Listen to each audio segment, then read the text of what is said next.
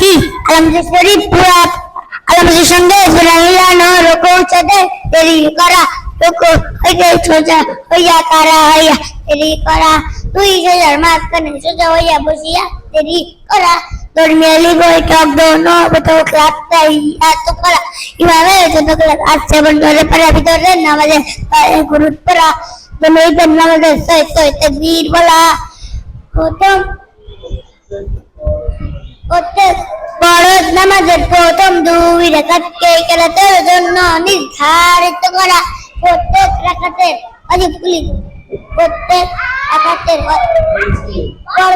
তারতিব থেকে রাখা প্রত্যেক রাকাতের ওয়াজিবগুলি তারতিব থেকে রাখা আসসালামু আলাইকুম বলিয়ে নামাজ শেষ করা। মাশাআল্লাহ মাশাআল্লাহ, তোমাকে অসংখ্য ধন্যবাদ, তুমি একটা বড় তালিম হও।